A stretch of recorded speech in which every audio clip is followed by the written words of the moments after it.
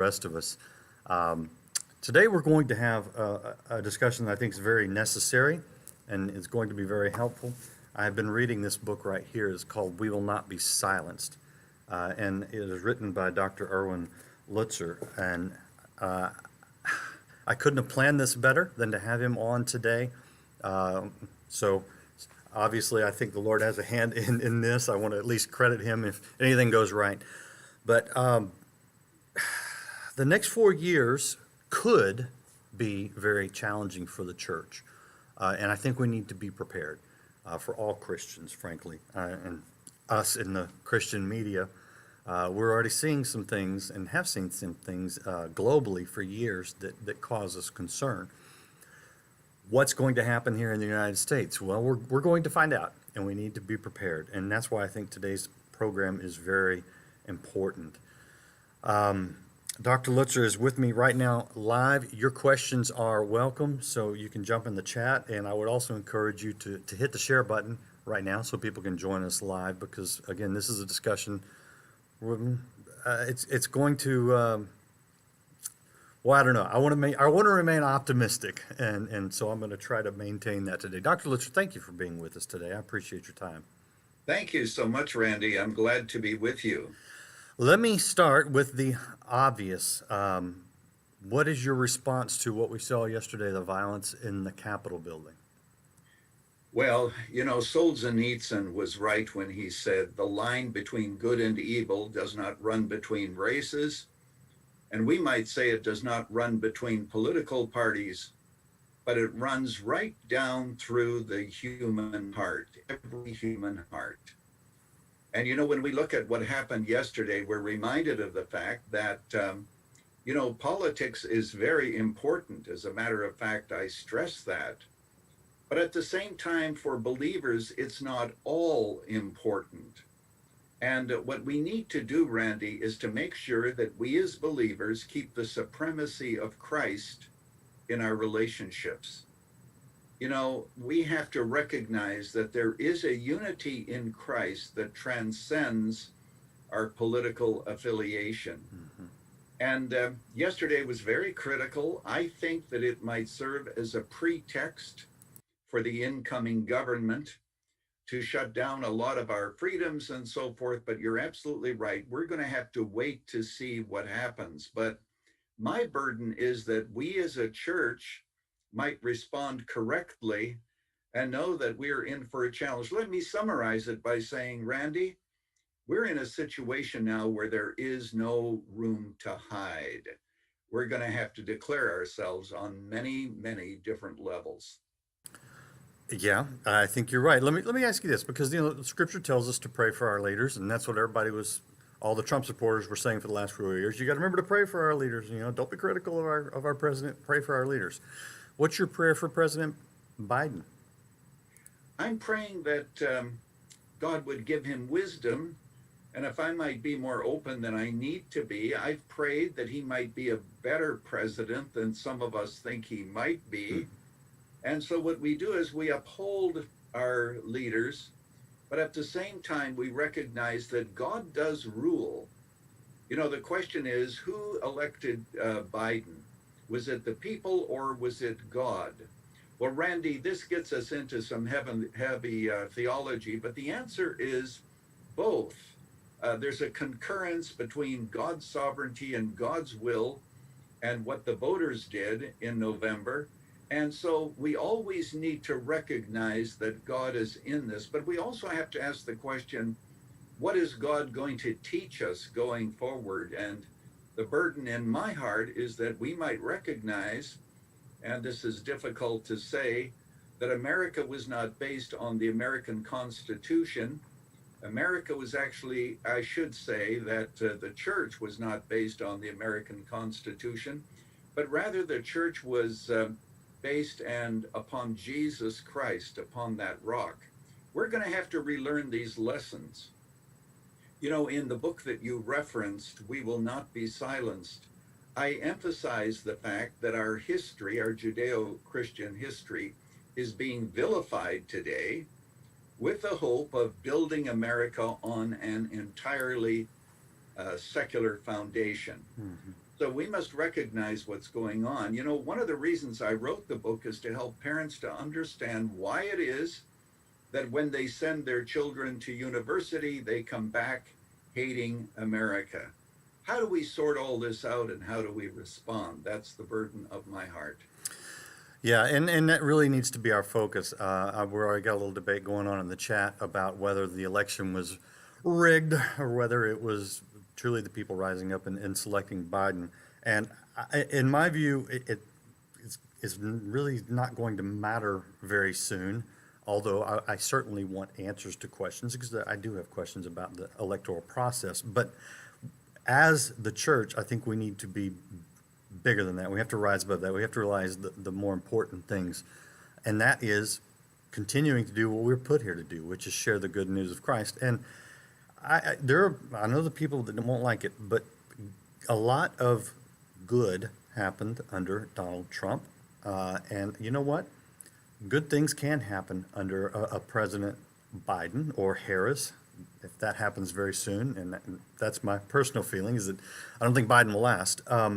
But for the Christian, how do we navigate the hostility that we have seen, and the hostility that I think you are aware takes place in Canada and Australia, other Western nations, towards the gospel? How do we handle that hostility in a Christ-like way? Because it's easy just to get mad and to rail against the darkness. How do we shine that light? Well, you know, we do indeed have to have both truth and love, but at the same time, we have to be tough. You know, sometimes people misuse the word love. They think that all love is good, but that's not true. When Adam and Eve sinned in the garden, they didn't stop loving. They just started to love the wrong things: lovers of pleasure, lovers of self, and so forth, lovers of money. So, on the one hand, we have to be loving, but we have to explain to this generation why we hold to what we hold.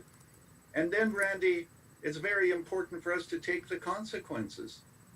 You know, Jesus predicted that times were going to be hard, that there are going to be those who are going to suffer in his name. And here in America, we've not had to do that for a long time. But the day is going to come when we're going to have to learn what Christians throughout the centuries learned, namely that there is a cost to following Christ and carrying his cross. In fact, since you're talking about how do we move forward, I want to transition to something else that I deal with in the book, and that is the racial divisions in America. How do we handle that? Randy, our people have to understand that the diversity studies that are in universities today are not intended to bring us together or to bring about racial reconciliation. They are based on a Marxist view of oppression, where you have people put into different categories. You have the oppressed and you have the oppressors, with the intention of fomenting racial conflict until the oppressed are able to overcome the oppressors. The goal is not reconciliation at all. As a matter of fact, that can be proven very easily. But this is why I mention it. The church has a tremendous role to play in responding to that. You know, the church says the differences between us are really not that great. All of us are sinners. We come to the foot of the cross, we receive God's forgiveness. And what did Paul say in Colossians? He said, in Jesus Christ, there's neither bond nor free, Jew or Gentile, Scythian, they were a hated group, or barbarian, all are one in Christ. So this is an opportunity for the church to demonstrate that there is such a thing as the unity of the body. And of course, we all think of Revelation chapter 5, verse 12, where there will be people from various ethnic groups and various colors and nations all around the throne. So this is not a time when we have to run away from the challenges that we are facing, but rather face them head on. And in answer to your question, to face them with a sense of love, yes, but also a sense of understanding and saying with Martin Luther, here we stand, we cannot do otherwise. We are talking to Dr. Erwin Lutzer from Moody Church in Chicago. And the book he's referencing is this one here. It is We Will Not Be Silenced. And I have been reading this even before the events of yesterday. And it's a good book. You can go pick it up now. I would encourage you to pick it. You can pick it up. This is at mcmoffer.com or .org rather. I will put that URL in the chat. But you can pick it up wherever books are sold. And it really is a roadmap for the church navigating through difficult times, which I don't want to speak negative things over the future, because I really want to pray for whoever's in office, and I want to pray for whatever administration is in control, and I want to pray that God would use them. If God can change Saul into Paul, he can change anybody, and that's my prayer. So we need to continue to pray for our leaders. Again, at the same time, as Dr. Moody is, as Dr. Lutzer rather, is warning us, we need to be prepared for whatever comes our way.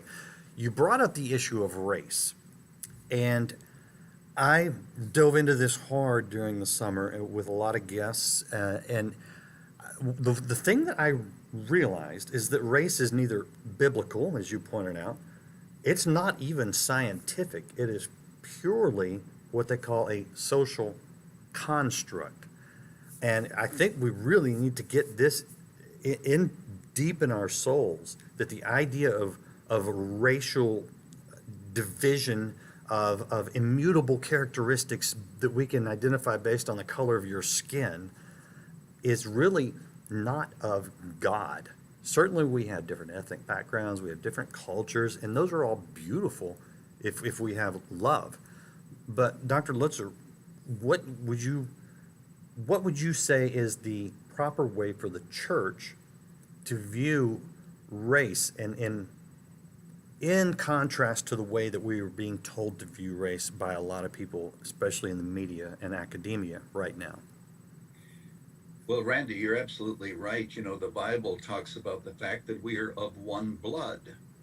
And that's why, as I previously emphasized, the differences between us are not as great as people make them out to be.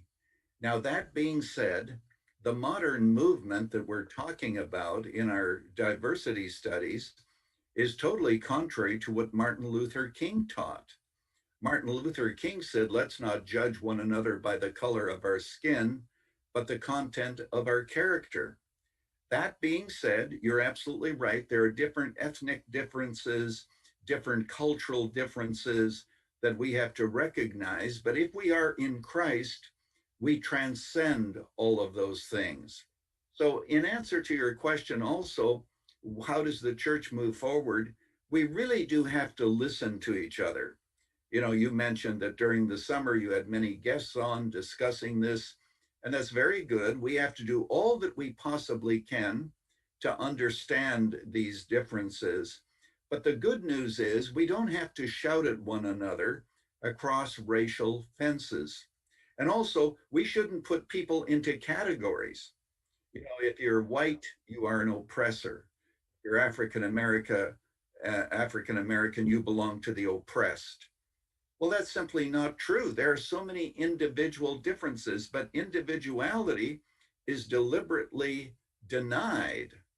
So, yes, we are unified, we are different, but what we all have to do is to ask ourselves, how do we live that out in a better way?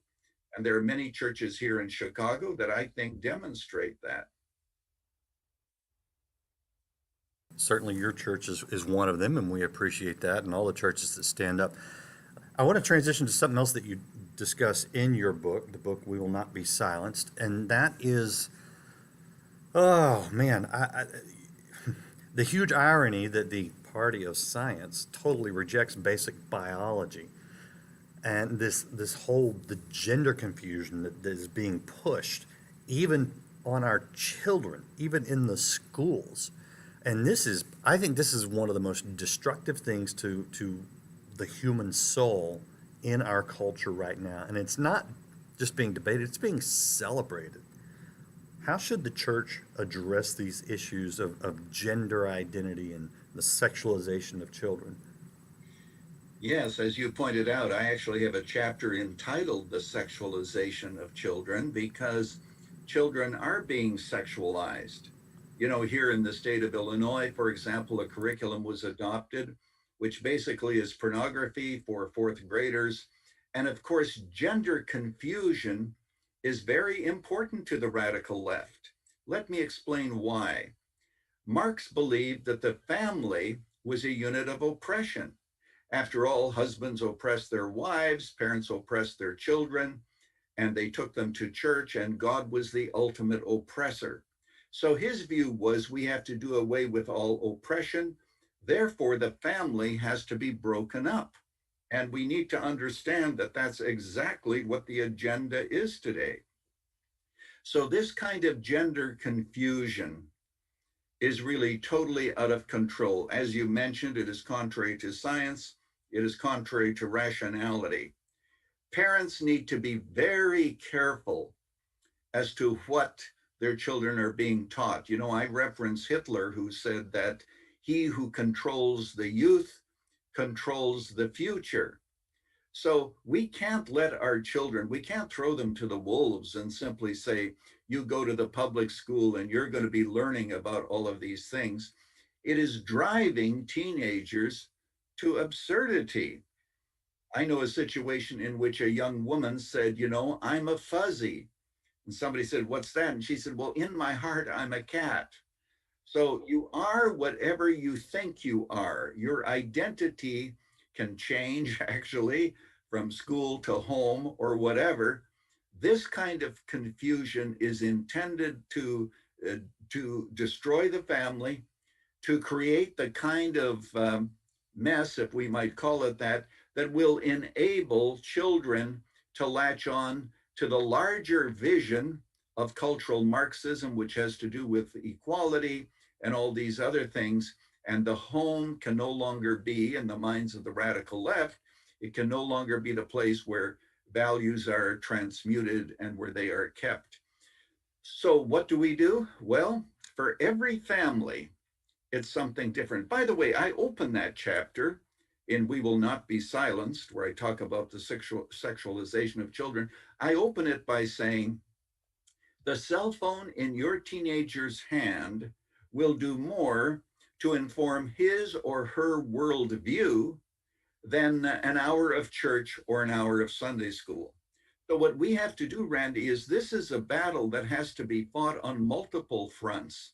It isn't just the school, it's social media, it's what kids watch on YouTube. And so, unless we understand that, we will be misled. And what we have to do is to provide supervision with wisdom, with understanding and care. But if your child comes and says, you know, I think I'm trans, what you have to do is listen to them. Don't immediately judge them. They're confused, but there might be reasons why they are confused. So, what do? We listen, we learn, and then God gives us the opportunity to instruct and to correct. But if we are just judgmental, we're going to be turning people away. Yes, sir. Grace and truth. Grace and truth. Keep that, put those two words at the forefront of your mind. Grace and truth. That's how Jesus came. That's how we will reach people. Now, there is potentially some problems in doing what you just said we should do, which I agree with you 100%. And that is this: in the Democrat plank for 2020, they want to outlaw what they call reparation therapy. Reparation therapy, if you go to the American Psychology Association and to like GLAAD, some of the, as they define it, is talking to anybody or counseling anybody in a way as to convince them that they are not transgender or not bisexual or not whatever, without a pronoun, you know. In other words, to counsel in a biblical way is something that they propose to make illegal. And we see this in our program, Life Today, where if we have someone on who maybe used to be transgender, used to be gay, and is saying, no, God set me free from that. We can't air that program in those countries. Is that coming to America, and how do we maintain the freedom of speech to be able to declare the gospel even in that area? Well, first of all, we have to hold the line on this point.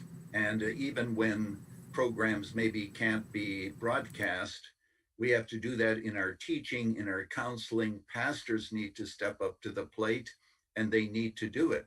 And you asked the question, do you think that that's coming here?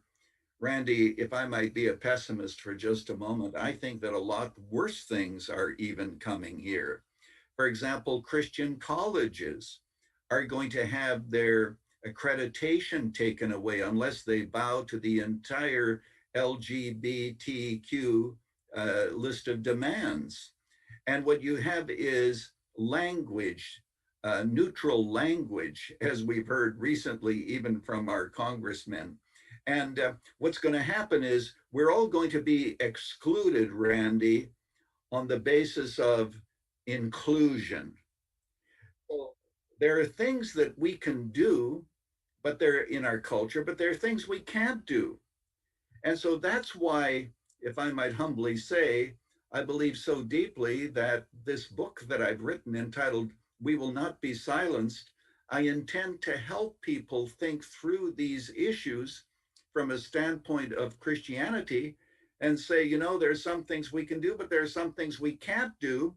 And we have to know what's coming down the pike, because I think we are in for a very, very rough road in the years ahead.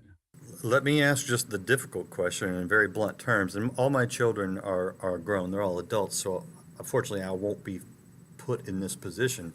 But I can tell you, one of my faithful viewers here on the Life Today Live program is in Canada, and she says that if a parent there in Canada tries to get their child help, the child could be taken away and the parents could be brought up on charges. Now, I got to tell you, my gut instinct, maybe as a Texan, would be if you're coming to take my children away, I might, I would be inclined to violence. That's just my inclination. Now, maybe God would temper me, but just being blunt, I can, let me depersonalize that for a second. You start trying to take children away from parents because the parents are saying that the transgenderism and the gender confusion is not biblical and therefore not right. You start trying to take those children away, there's going to be a lot of people, frankly, defending their homes at gunpoint. My question for you is, well, the hard question, is violence ever acceptable in defense of what we believe is right? Yes, I think that it is. But, Randy, again, if I might add a little bit of pessimism to your story, it might be nice for you to say, I'm going to defend it to the point of using a gun or whatever. But what if they send the marshals? What if they send several people to your home and they are able to overtake whatever opposition you have Mm-hmm. and grab your children? In Fox's Book of Martyrs, he tells stories of children whose parents were put to death because they raised their parents as children, as Christians. And even as the children were being put to death, the parents kept encouraging them to die for the faith. So, what we need to do is to instill in our children, and by the way, we have 3 grown children, we have 8 grandchildren, so you can see my concern for my grandchildren, especially. What we have to do is to teach them that there are some things that we cannot compromise on, even to the point of death. Now, we hope that that doesn't happen here in America, but it could. It could.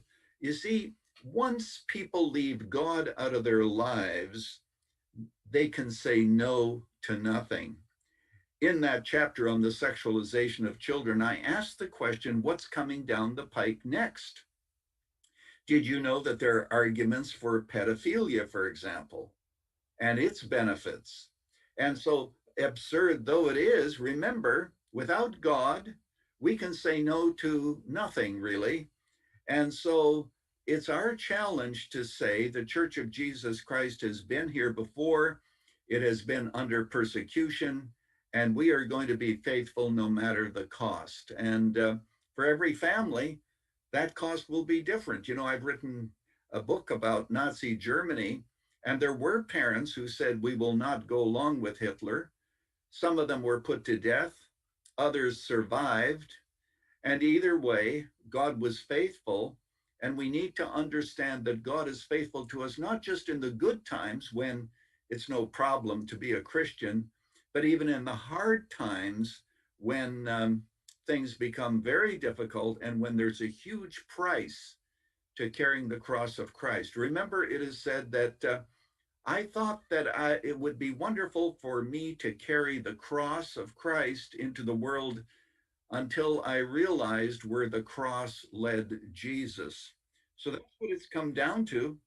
And we need to be ready for it and not be naive and simply say, oh, all that we're going to do is love each other and we're all going to live in happiness. No, secularism will always gobble up all the freedoms that we have and freedom of conscience to impose its agenda on us. And I say, it's time for the church to be awake to that. It's time for the church to be the church and to move forward.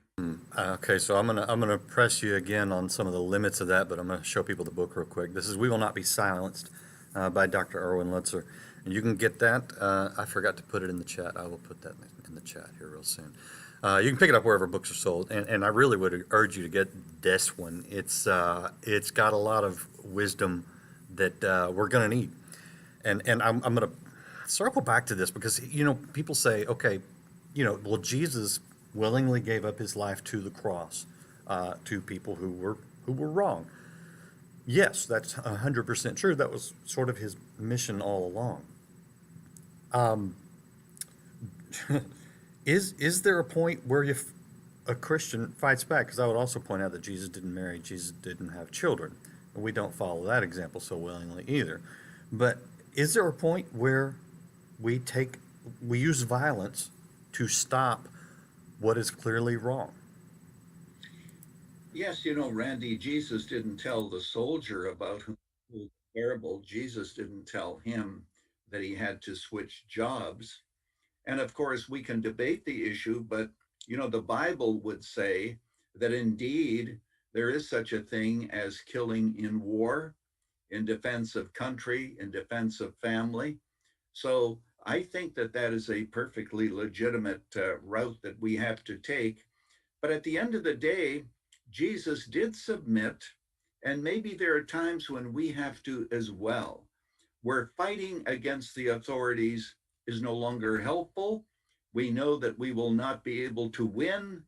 And we simply say, as Jesus did, and I'm paraphrasing here words that have often just filled my mind, where he said to Pilate and to those who were coming for him, today, this day of darkness is yours.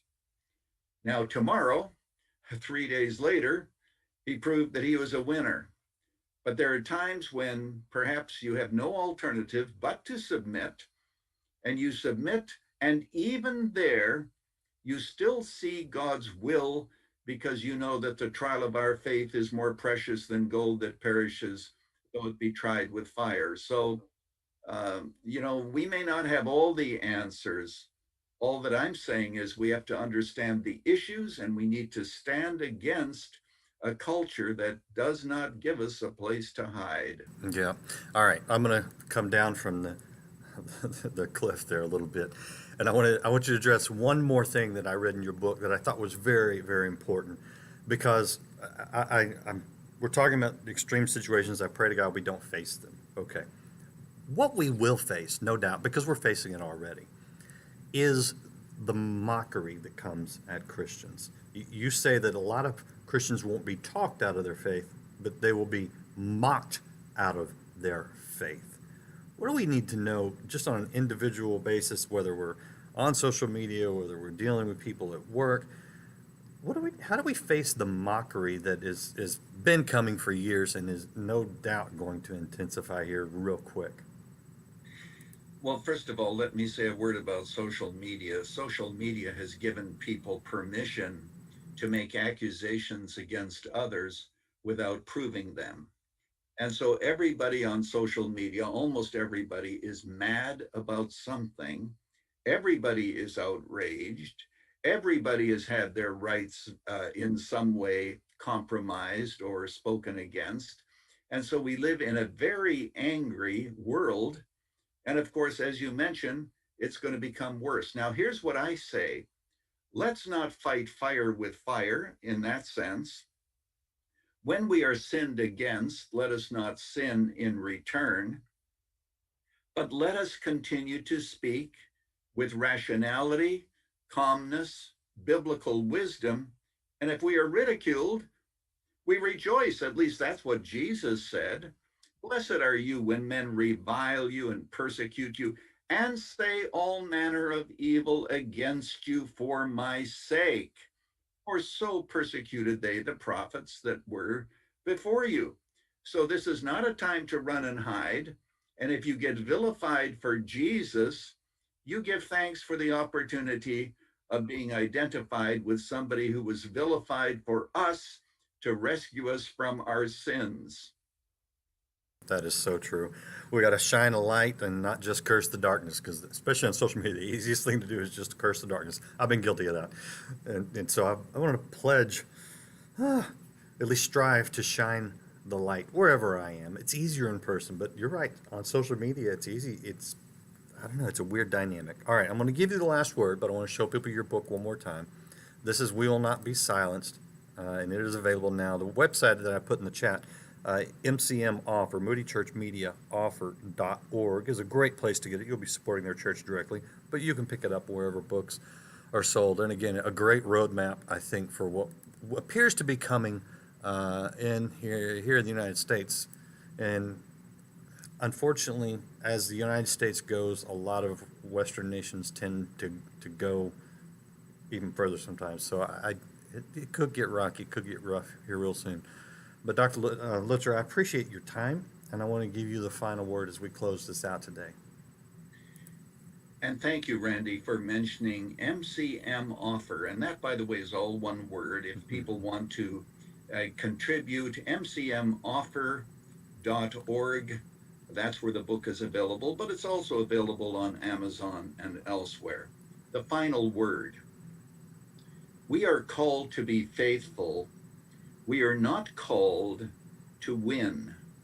I make the point that I didn't write this book in order to reclaim the culture. I think it's too late for that, but to reclaim the church.